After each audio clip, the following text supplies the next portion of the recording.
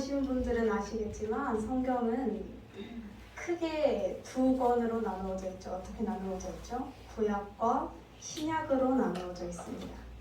그런데 이 구약과 신약이라는 뜻의 이름의 뜻은 무엇이냐 하면 옛 언약과 새 언약이라 할 수 있습니다. 결국 언약, 약속인 거예요. 그러니까 구약과 신약은 다시 말해서 하나님이 우리에게 주신 약속들이라는 것이죠. 그런데 우리가 보면 하나님께서 뭔 약속을 이렇게나 많이 하셨는지 약속이 참 길어요. 66권이나 되죠. 엄청 많아요. 엄청 두껍고 성경 보면 웬만한 책들과는 비교가 안 될 정도로 두껍고 많이 말씀하셨어요. 하나님께서는 왜 이렇게 약속을 많이 하시고 왜 이렇게 말씀을 많이 하셨을까요? 우리에게, 또 이스라엘 백성들에게. 제가 짧다면 짧고 길다면 긴 22년간의 인생을 살아보니 한 가지 진리를 깨달은 것이 있습니다. 그것이 뭐냐면 말을 많이 하는 건 결국 사랑이더라고요.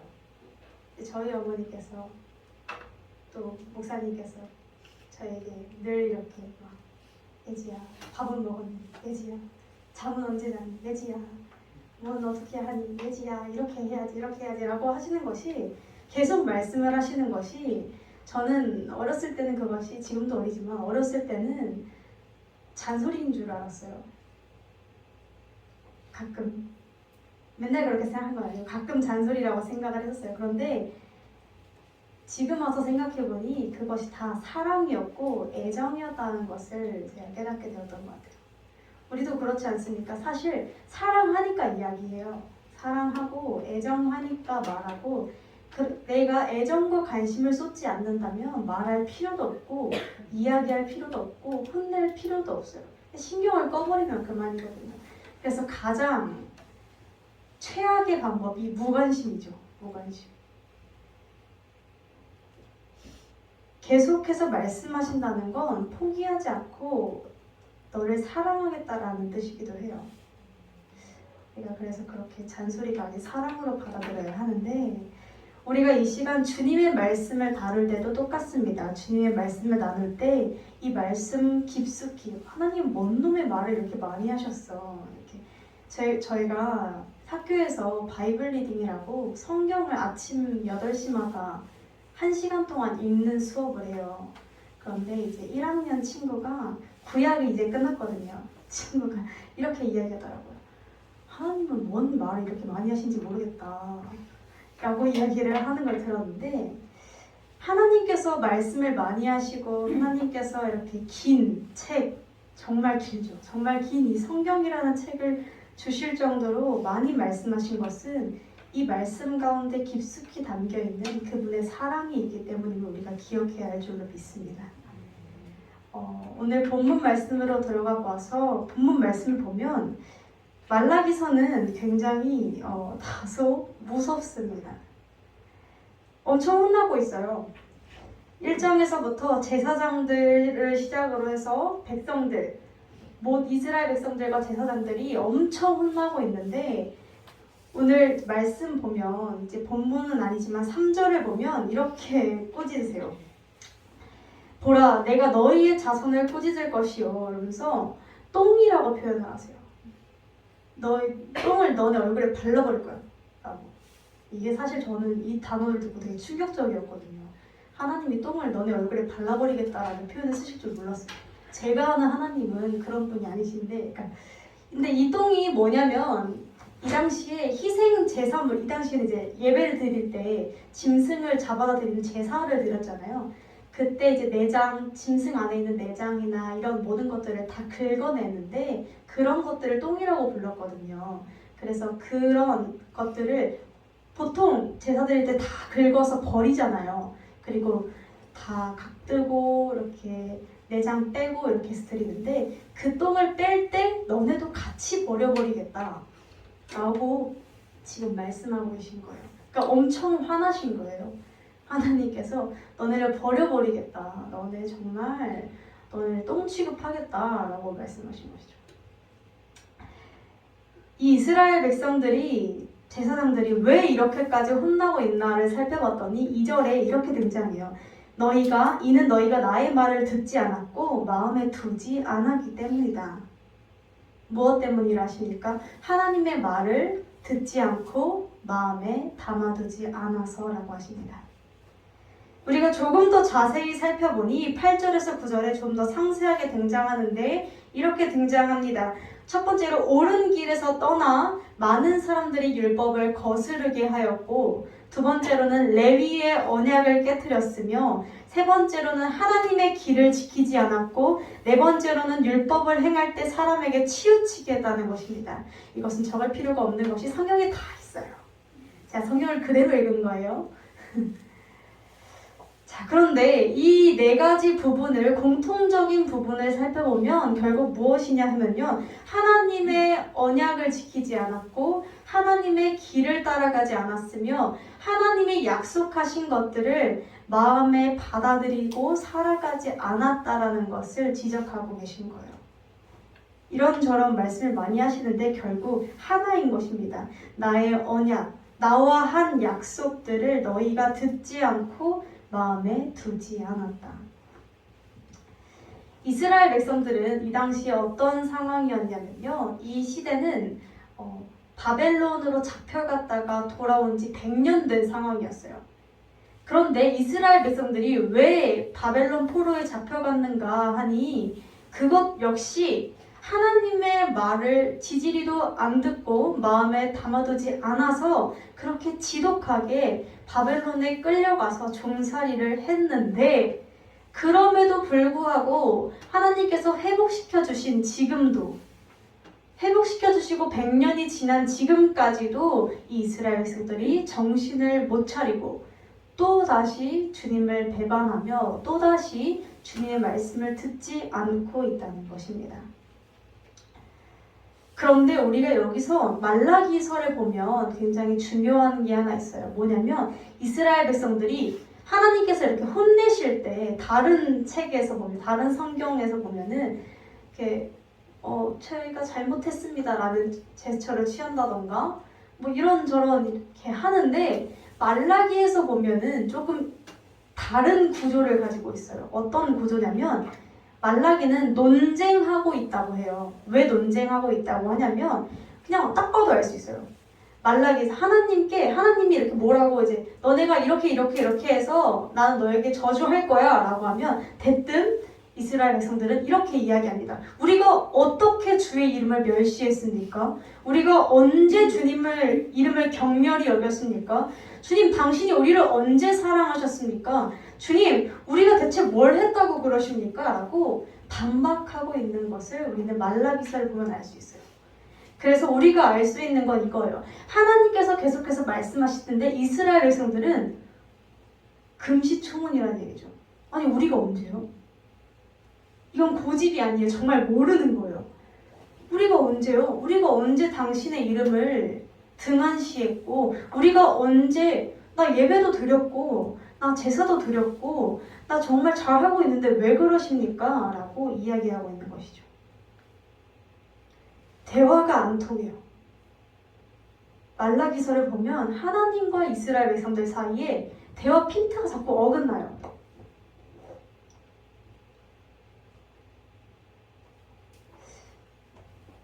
이 대화 핀트가 어긋나는 이 상황은 왜 여기까지 오게 됐냐면, 이스라엘 백성들이 왜 하나님과 말이 안 통하는 지경까지 오게 됐냐면요, 하나님이 원하시는 언약에 대한 마음을 아예 잘못 알고 있어요. 이스라엘 백성들이.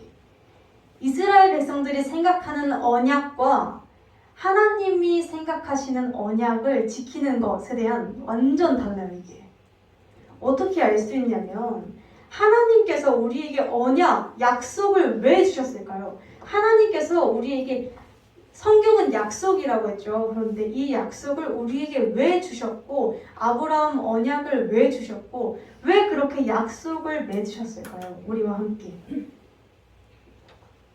주님께서 계속해서 약속을 맺어가신 이유는 5절과 6절에서 등장합니다.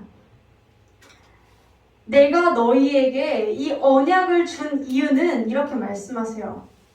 먼저 내가 너희에게 이 언약을 준 이유는 이거야. 너희에게 생명과 평강을 주기 위해서였어. 라고 말씀하세요. 하나님께서 우리를 때로는 질책하시고 때로는 책망하시며 때로는 우리를 버리시는 것 같기도 하고 우리 상황에서 보면 그런 모든 것들이 하나님에게 있어서는 무엇이었다는 것이냐면요. 생명과 평강이었다라고 하시는 것입니다. 이것에 대해서 계속 이어져서 뭐라고 말씀하시냐면요. 내가 너희에게 약속을 주고 언약을 준 이유는 너가 그것으로 말미암아 나를 경외하기를 바랬어. 너희가 약속을 지켜나가면서 나를 바라보기를 원했어. 너희가 나의 이름을 두려워하기를 원했어. 너희가 너희의 예배를 나올 때 내 이름을 두려워하면서 나오기를 원했어. 두려워하면서 나온다라는 개념은요, 무섭다, 귀신을 본 것처럼 무섭다라는 개념이 아닙니다. 두렵다라는 말의 의미는 공의의 하나님이 너무나 그 강하심에 압도되어서 나의 모든 행동들이 하나님의 기준에 맞춰서 살지 않으면 살아갈 수가 없는 그런 모습이 경외, 존경, 그런 두려움인 것이죠. 주님께서 말씀하시는 두려움은 막 벌레 보듯이 무서워가지고 이런 두려움이 아니고요. 너무나 위대하신 분이어서 우리랑은 그 간극이 닿을 수가 없는 어마어마하고 전지전능하신 하나님이셔서 우리가 그분의 말씀대로 살지 않으면 살아갈 수가 없다는 걸 뼈저리게 알고 우리가 하나님 앞에 예배하지 않으면, 기도하지 않으면, 무릎 꿇지 않으면 살아갈 수가 없구나를 온몸으로 저릿저릿하게 깨닫고 주님을 알아가며 주님 앞에 바싹 엎드리는 태도를 의미합니다. 이러기 위해서 주님은 우리에게 약속들을 주셨습니다. 우리가 목사님께서 많이 말씀하세요. 말씀 붙들고 기도하라고. 말씀 붙들고 왜 기도하라고 하셨어요? 많이 말씀하셨어요. 말씀 붙들고 기도하라는 이유는 이게 그냥 글자가 아니라 하나님께서 우리에게 이미 맺어놓으신 약속이기 때문에 이 말씀 붙들고 기도하면 주님께서 안 들어주실 수가 없다는 거예요. 하나님은 그런 분이 아니에요. 한 입으로 두말하시는 분이 아니거든요. 그래서 일단 해보라. 일단 엎드려봐. 다른 거 찾지 말고 눈 돌리지 말고 하나님이 우리에게 이미 던져주신 그 약속을 너의 손으로 잡아봐. 그것이 주님의 뜻이고 그렇겠죠. 주님의 뜻이죠. 목사님 얘기하려고 했어요. 목사님의 뜻이라고 하려 했는데 목사님의 뜻이라면 좀 이상해가지고 그렇죠.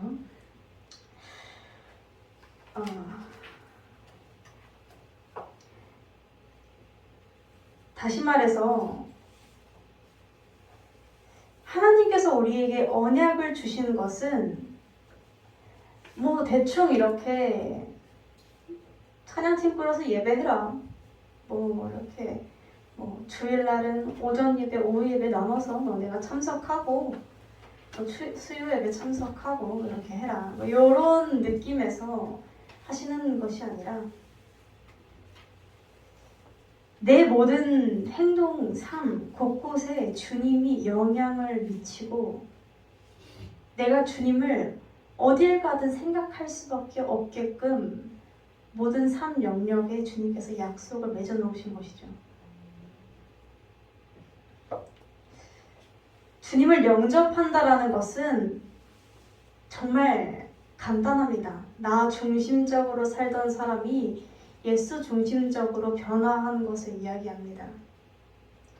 나의 마음대로, 방법대로, 경험대로 해결하고 말하고 생각하고 행동하던 사람이 주님을 영접하고 나서부터는 영접, 주님을 나의 마음에 받아들인다. 받아들이면 주님을 나에게 받아들이면 내가 어떻게 삶의 행동 패턴이 바뀌어야 해요? 생각하는 사고 패턴이 바뀌어야 해요? 주님의 방법대로 바뀌어야 한다는 것이죠.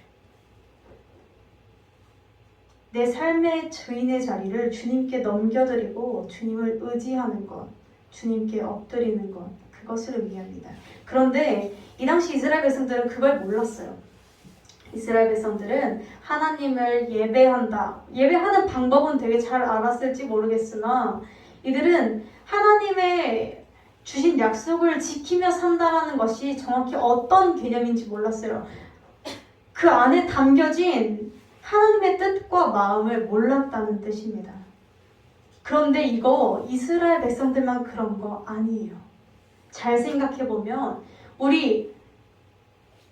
제가 만약에 이렇게 질문 던지면 다 그렇다고 하실 텐데 성경의 권위를 인정하시나요? 성경이 내 삶을 주관하고 내 신앙을 다스린다는 것을 인정하세요? 하신다고 하시겠죠? 아닌가요? 여기서 아니라고 하시면 좀 골치 아파져요. 그런데 맞다고 하실 거예요, 모두가. 그런데 그럼 우리도 말은 그렇게 하는 거죠? 자, 그런데 우리가 3시쯤에 예배가 끝나고 요즘엔 2시 반만 되면 다들 달려나가시더라고요. 뭐 그렇게 급하신지 막 달려나가시던데 이제 달려나가시고 나서 차를 타고 집에 가서 내 가정에 내가 딱 들어섰을 때 또 월요일날 회사에 직장에 딱 출근했을 때 나의 삶을 여전히 성경이 다스리고 있습니까? 주관하고 있나요? 우리가 물론 이 성경책을 이렇게 허리에 끼고 직장에 출근하시는 분들도 있겠지만 없으시겠죠? 많이. 굳이? 없죠. 뭐 집에 가서 계속 성경을 펴놓고 저도 잘 안 그래요. 주일은. 근데 성경을 안 가지고 갈 뿐만 아니라 말씀을 월요일부터 토요일까지 생각하지 않죠. 왜 생각하지 않냐면 우리는 이렇게 생각해요. 하나님의 말씀이 진리인 건 알겠는데 뭔가 내 삶 구석구석에 적용시키기에는 내 삶의 문제가 너무 복잡하고 현실이고 뭐 성경에서 집 문제 다뤄주고 있는 거 아니잖아요. 그렇죠? 부동산을 어떻게 할지 직장 사무실 이전할 때 어떻게 해야 되는지 리스트를 적어둔다거나 뭐 이사를 할 때 이걸 먼저 알아봐야 된다거나 이런 리스트들 뭐 내 사업장이 잘 되기 위해서 내 성적이 오르기 위해서 이렇게 해야 된다거나 이런 지침서가 나와 있는 게 아니기 때문에 우리는 상대적으로 성경은 내 삶에서 그렇게 영향을 끼치지 않는다고 무의식적으로 생각해요. 그러나 우리가 이거는 좀 잘못 생각한 거예요. 성경은요, 진리예요. 진리는 어떻게 하는 거냐면요. 진리를 그대로 이곳에 그대로 넣는 것이 아니라 내 삶의 모양에 맞춰서 변형시키고 진리를 변형시키는 것이 아니라 적용해서 모양을 맞춰서 그 진리가 흐트러지지 않게 곳곳에 들어가게끔 이렇게 해야 돼요. 우리가 그래서 큐티를 하는 거거든요, 사실. 왜냐면 옛날 이야기처럼만 동화처럼만 느껴지고 내 삶에 와닿지 않는다면 그건 나의 복음이 아니에요. 이스라엘 백성들의 복음인 것이지. 그래서 우리는 계속해서 이 말씀을 오늘 주어진 내 말씀을 내가 내 하루에서 어떻게 적용시켜 나가는가를 끊임없이 고민하고 우리의 삶을 계속적으로 당신 앞에 와서 주님 앞에 와서 우리가 매일 기도하는 이유는 그런 거잖아요. 주님 앞에 나와서 조금 더 주님의 말씀 붙들고 살아보겠다고. 그거잖아요. 이스라엘 백성들은 몰랐어요. 이렇게 해야 되는지를 몰랐어요. 예배만 왔다 가면 되는 줄 알았어요. 제사만 드리면 되는 줄 알았어요. 자, 그러다 보면 이스라엘 백성들 마음에는 어떤 마음이 생겨요? 난 할 거 다 했어 라는 마음이 생겨요. 자, 그런 마음이 생기면 하루 이틀 그게 1년, 2년, 3년 지나가면 어떻게 돼요? 점점 시들 수밖에 없어요. 왜냐면 뭔가 습관처럼 여겨지는데 우린 습관에 젖어가면 행동들이 익숙해지고 조금 더 관심을 덜 가지게 되고 하기 때문에 이 사람들이 그렇게 꽁지 빠진 짐승 갖다 바치고 흠 있는 짐승들 갖다 바치고 했던 것들이 사실은 엄청난 죄악이 아니라 우리도 너무나 당연하게 벌어지고 있는 일들이라는 것이에요. 예배만 드리면 된다라는 그 생각이 점점 우리 삶에 침투하면 침투할수록 우리는 굉장히 예배에 소홀해지게 됩니다. 하나의 형식이 됩니다.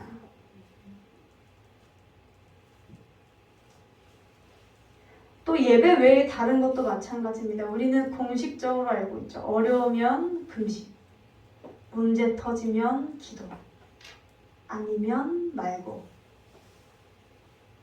우리가 잘하는 습관들 중에 하나죠. 그러나 이거 이스라엘 백성들이 2000년 전에 다 했던 겁니다. 이스라엘 백성들이 사사시대라고 왕이 없던 시대가 있었어요. 그 시대 때 이스라엘 백성들이 패턴이 있는데 죄를 저질러요. 그럼 하나님이 벌을 주십니다. 그러면 울고불고 난리를 칩니다.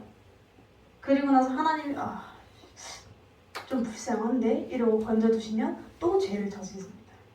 이 굴레를 이스라엘 백성들이 벗어나지를 못했거든요. 자, 우리의 삶을 봅시다. 우리의 삶은 어떻습니까? 우리의 삶도 역시 비슷하지 않습니까? 문제 터지면 주님, 내가 잘못했고 내가 진짜 이러면서 막 달려와서 하다가 좀 살만하다 싶으면 이제 그래, 지금 내가 이게 바쁘고 이 방법들을 써봐야 되고 약간 그러죠. 참 그래요. 그런데 이건 어쩔 수 없는 게 아니라 예배와 하나님이 주신 약속에 대한 개념 자체를 바꿔야 돼요. 뜯어 고쳐야 돼요. 이거는 계속 여기에 머무를 수는 없어요. 사사기에 보면은 이렇게 되다가 그 이제 17장부터 21장까지 마지막 부분을 보면 추악하고 그렇게 더럽고 그렇게 악이 가득한 세상일 수가 없어요. 그 삶의 패턴은 무엇을 의미하냐면요. 하나님이 내 삶의 왕이 되지 못했다는 걸 의미해요. 하나님을 영접했다고는 이야기했지만 아직도 그 굴레에 빠져 있다면 나는 주님을 정말 내 마음의 왕으로 모시고 사는가를 점검해 볼 필요가 있어요. 우리는 주님을 모시고 살면 주님이 원하시는 뜻으로 나아가게 돼요. 그 뜻은 뭐예요? 생명과 평강입니다. 주님께서 여기서 본문에서 레위의 언약이라고 언급을 하세요. 본문에서 보면은 제가 읽겠습니다. 내가 너희에게 이 레위와 세운 나의 언약 이렇게 말씀하세요. 근데 우리 언약이 레위 언약은 그렇게 익숙하지 않죠. 그렇죠? 우리가 잘 알고 있는 언약은 보통 뭐예요? 아브라함 언약. 하나님이 우리가 잘 알고 있는 아브라함 언약이 아니라 레위 언약을 굳이 들어서 말씀하신 이유는 뭘까요? 물론 이 말씀 대상이 제사장들을 향한 말씀이기도 해요. 그런데 이 레위 언약을 언제 하나님이 하셨냐면 민수기 때 하셨어요. 민수기 때 이 이스라엘 백성들이 참 또 금송아지를 만들었어요. 또 금송아지를 만들어서 하나님 앞에 예배드리지 않고 금송아지를 하나님이라고 칭하면서 우상숭배를 했단 말이에요. 그때 비느하스라는 레위 사람이에요. 이 사람 때문에 레위 언약이 생긴 건데 이 비느하스 사람이 하나님을 정말 사랑하던 사람이었어요. 그래서 죄의 중재자 역할을 합니다. 죄로부터 철저하게 이스라엘 백성들을 끊어지게끔 역할을 해요. 하나님의 진노로 말미암아 이 사람이 진노하고 하나님이 원하시는 뜻을 위해서 죄의 중재 역할을 합니다. 그래서 주님께서 그때부터 이 레위 지파를 따로 구별되게 하시면서 레위 언약을 세워두셨던 거예요. 죄의 중재자 역할을 했던 사람에게. 우리가 지금 이 말라기 시대 때 보면은 이렇습니다. 제사장들, 모든 이스라엘 백성들이 죄의 중재자가 되지 못하고 있어요. 그럼 무엇을 하고 있냐? 이 사람들은 뭘 하고 있냐면요. 제가 성경을 다 봤네요. 원래는 그의 입술에 진리의 법이 있었고 입술에 불의함이 없었으며 화평과 정직함으로 하나님과 동행하면서 많은 사람들이 그를 보면 아, 하나님은 저런 분이시구나 라고 하면서 죄악에서 떠나게끔 하는 그런 하나님의 일꾼의 역할을 했었는데 이들이 어떻게 변했냐면 옳은 길에서 떠나서 많은 사람들을 같이 끌고 율법으로부터 하나님의 말씀으로부터 어긋나게 만들어 가고 있고 하나님이 약속하신 그 죄의 중재자의 역할을 이들이 깨뜨리고 있고 너희가 나의 길을 지키지 않았다라고 말씀하고 있고 율법을 행할 때 하나님이 보시기에 좋은 대로가 아니라 사람 원하는 대로 끼워 맞추고 했다라고 말씀하고 있는 것입니다.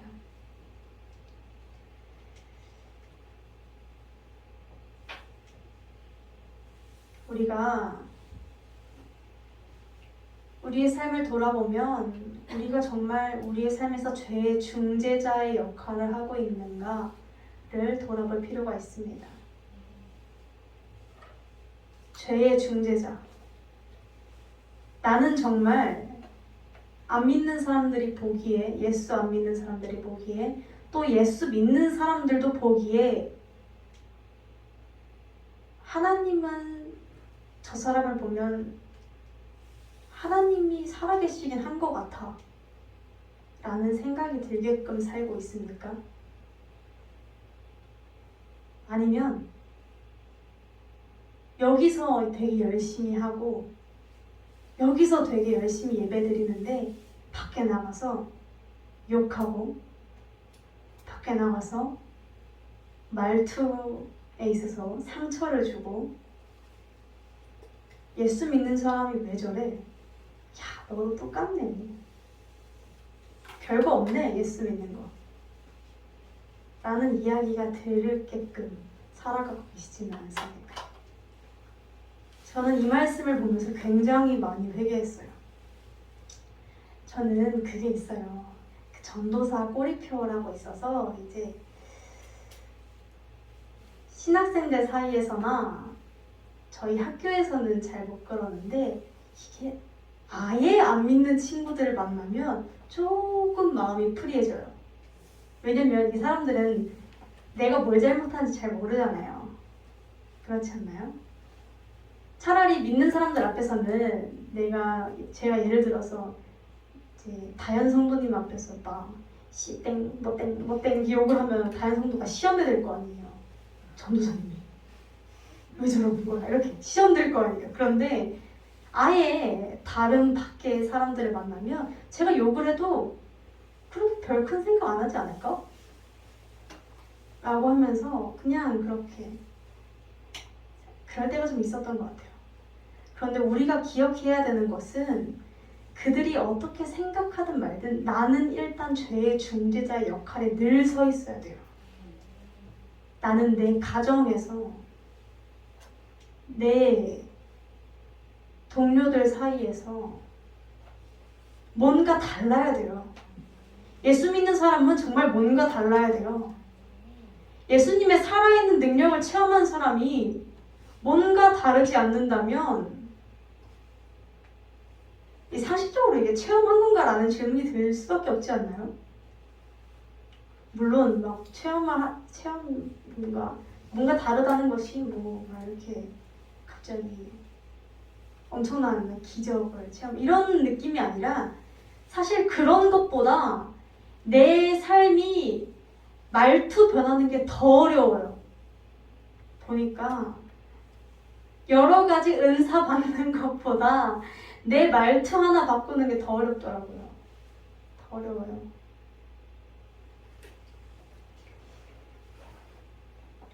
우리가 정말 우리의 모습을 돌아보기를 원합니다.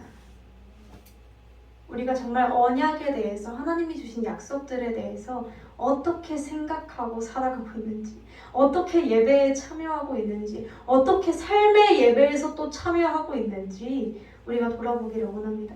내 관계, 나 자신과의 관계, 내 이웃과의 관계, 하나님과의 관계, 나는 어떤 자리에 늘 서 있습니까?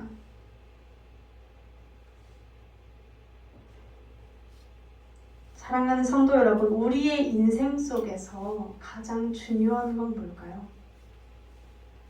우리 인생에서 가장 중요한 것은 여러 가지가 있겠죠. 저는 일단 지금 당장 대학원이 중요해요. 중요한 것도 우리 수요 큐티 때 이제 좀 수요 큐티 때가 아닌가요? 언제 한번 이렇게 기도 제목을 들은 적이 있는데 대학 진학, 취업, 사업장, 이전, 이사, 여러 가지 이제 막 이렇게 저렇게 많이 말씀하셨고 이런 것들이 다 너무 중요하죠. 저도 너무 중요해요. 대학원 진짜 중요해요. 너무 중요해요. 어떡하죠? 너무 고민돼요. 정말 중요해요. 그런데 너무 중요한데 그것보다도 가장 먼저 중요한 것은 가장 우선순위는 무엇이냐면 죄로부터 해방되는 게 가장 중요해요. 이 죄로부터의 해방, 우리가 듣기에 되게 추상적이죠. 죄로부터 해방이 뭔데? 지옥 안 가는 건가?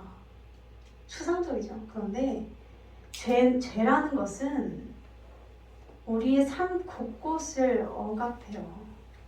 이건 단순히 도덕적인 살인, 강간, 성폭행, 폭력 이런 도덕적인 죄뿐만이 아니라 하나님과 본래 가장 보기에 좋았던 조화에서 어그러짐으로부터 시작된 갈등, 분쟁 그 모든 것을 의미해요. 결국은 죽음까지. 죄는 우리가 익숙해져서 느끼지 못할 뿐이지 우리를 두렵게 합니다. 우리를 불안하게 합니다. 우리를 회의감에 빠지게 합니다. 상처받게 합니다. 우리를 무기력하게도 합니다. 나를 괴롭게도 하고요. 상실감에 빠지게도 하고 나를 분주하게 하기도 합니다. 나를 들어서 다른 이들을 상처 주기도 하고 때로는 결핍 때문에 나의 모습을 억누르기도 합니다. 그리고 그 죄들은 결국 우리를 어떻게 하냐면요. 갈급하게 해요. 이것에 대해서 갈급하면 우리는 채워지지 않는 마음의 한 부분, 한 구석을 다른 것들로 채우려고 하겠죠. 하나님을 모르는 사람들은. 하나님을 알면서도 그럴 때도 많고요. 노력과 성공으로, 사람과의 관계로, 여행으로, 물질로, 평안으로 여러 가지 다른 사람들에게 얻는 인정.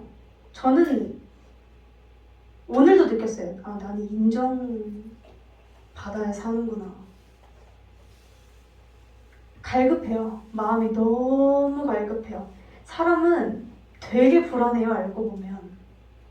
아무렇지 않은 것 같으나 내가 중요하다 여기는 그 요소들이 하나가 나사가 빠지면 우리는 그걸 채우지 못해서 허덕여요. 각기 모습은 다르겠으나 우리는 우리의 눈에 보이는 것들로 이렇게 찾아 달려나가겠죠. 그러나 한 가지 안타까운 것은 그 모든 것들로 결핍을 채울 수 없다라는 것이죠. 우리는 죄로부터 해방될 때 무엇을 느끼냐면 참된 자유를 느낍니다. 불안에서 해방되고요. 두려움에서 해방되고 그 참 자유를 느끼게 돼요. 그리고 그 참 자유를 느끼게 해주겠다고 약속하신 것이 하나님의 언약이에요. 하나님의 약속이에요. 하나님의 생명과 평강의 언약이에요. 이걸 느끼면요, 인생의 목적이 달라집니다. 내가 살아가는 이유가 바뀌고요. 참 행복이 무엇인지 바뀌어요. 바뀌고 다른 사람들의 인정에 목마르지 않고 정말 주님과 동행하는 게 이런 거구나 라는 걸 깨닫게 돼요.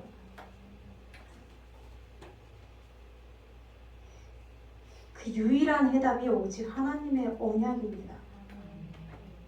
근데 이게 되게 제가 어렵게 이렇게 이야기를 갔는데 사실 간단해요. 자, 제가 예를 들어서 A라는 친구랑 A가 너무 소중한 친구예요. 예를 들어서 A라는 제가 예를 들어 제가 결혼을 했다고 가정을 해볼게요. 제가 남편이랑 막 싸웠어요. 가정의 균형이 어그러졌어요. 그런데 내가 이 외로움 채워보겠다고 다른 곳에서 열심히 일을 채우면 이 가정이 회복될 수가 있나요? 본질적인 문제가? 없죠. 회복은 이 사람과 화해해야 되는 거예요. 다른 데서 찾는다고 되는 게 아니거든요. 그런데 하나님은 이 사람들과 관계는 좀 아예 달라요. 차원이. 하나님과 균형이 어그러지면 다른 세상의 것들로 그 어떤 걸로 발버둥 쳐보세요. 채울 수 있나? 채울 수 없어요. 절대 채울 수 없어요. 우리는 그래서 다시 하나님께 돌아가야만 그 균형이 맞아지고 내 삶의 조화가 이루어진다는 것이죠. 그리고 하나님이 이미 약속을 하셨다니까요. 너희가 나를 바라보기만 하면, 너희가 나로 하여금 돌아오기만 하면 줄게. 그리고 그 약속이 결국 뭐예요? 예수 그리스도예요.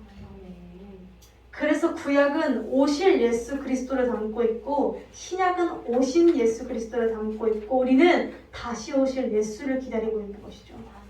우리에게 주어진 유일한 약속은 오직 예수 그리스도입니다.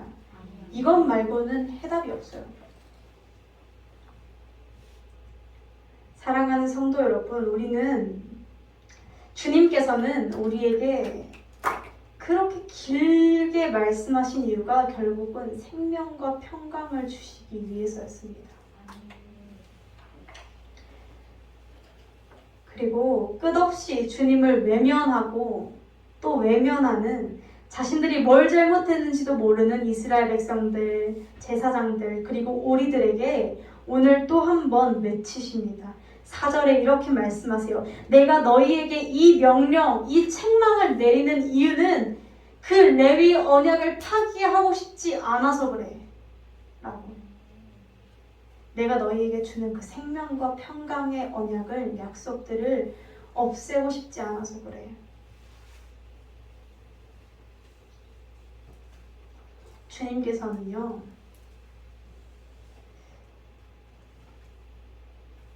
자기 목숨을 걸고 우리를 사랑하셨어요. 이건 우리의 존재 자체를 온전하게 수용하겠다라는 뜻이에요. 내 존재 자체가 있는 그대로 받아들여진다는 게 얼마나 벅찬 일인 줄 아세요? 내 존재 자체가 이게 어렸을 때 부모님에게 내 존재 자체로 받아들여지지 못하면 그 아이의 인생이 평생 누군가에게 인정을 받기 위해 갈급해해요. 어렸을 때 부모님께 온전하게 받아들여지지 못한 기억이 있어서 뭔가 나는 계속 열심히 노력해야 되는 사람이구나. 난 있는 그대로 사랑받지 못하는구나 라는 마음이 뿌리 깊게 자리 잡고 있어서 그래요. 그런데 우리는 애초에 하나님께서 우리의 있는 그들의 모습을 받아들여 주시겠다고. 너가 어떤 죄를 가졌든, 너가 지금 어떤 상황에 처했든, 지금 너가 어떤 모습을 하고 있든지 간에 있는 그대로 너를 수용하겠다라고 약속하셨어요. 그럼 우리는 무엇을 하면 돼요? 그 약속하신 주님께 달려가 안기면 돼요. 이 말씀 붙들고 그대로 꿇어 엎드리면 돼요. 꿇어 엎드리는 게 우리의 항복의 표현이지 않겠습니까? 다른 것들로 표현할 수 있을까요? 없을 것 같아요. 그냥 하나님께 기도하는 거예요. 우리가 할 수 있는 최대입니다. 하나님께 나의 이야기를 들려드리는 거예요. 그리고 하나님의 말씀을 듣는 거예요. 듣고 그대로 살아내게 해달라고 또 기도하는 거예요. 그 말씀과 기도로 살아내는 것. 그것이 우리가 할 수 있는 유일한 방법인 줄로 믿습니다. 사랑하는 성도 여러분, 우리가 그 언약을 마음 깊이 새기게 되기를 원합니다. 그 생명과 평강의 언약인 예수 그리스도를 우리 마음 가운데 정말 새기기를 원합니다.